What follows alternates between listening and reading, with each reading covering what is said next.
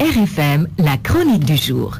Dans quelle ligue évolue-t-on? Depuis 5 ans, des équipes dites professionnelles voyagent à bord de cars Ndiaga Ndiaye ou de cars rapides pour aller jouer un match du championnat de la ligue professionnelle, que ce soit en Ligue 1 ou en Ligue 2. Voilà 5 ans qu'on parle de football professionnel, mais voilà 5 saisons, bientôt 6, que les joueurs de certaines équipes souffrent le martyre. En plus des salaires dérisoires qu'on leur propose, ils peinent à percevoir leur dû à chaque fin du mois. Autre fait troublant, les frais de transport donnés aux professionnels de notre football local. 300, 400 ou même 500 francs au maximum par joueur. Et c'est selon le lieu de résidence du joueur que l'on définit le montant qui lui est attribué. La question est de savoir donc jusqu'à quand va durer ce massacre. Quand est-ce qu'on arrêtera de parler de football professionnel dans ces conditions? L'heure est venue donc de se poser la question de savoir où est donc le cahier de charge du football professionnel.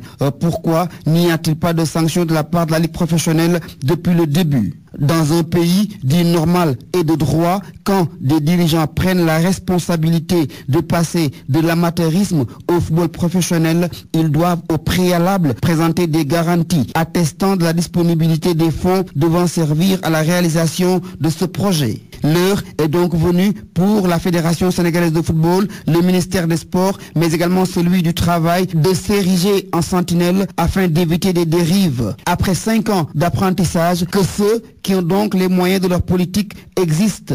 Alors, messieurs les responsables de la Ligue professionnelle, à vous maintenant de couper le centre au premier poteau afin d'éviter un dégagement en catastrophe.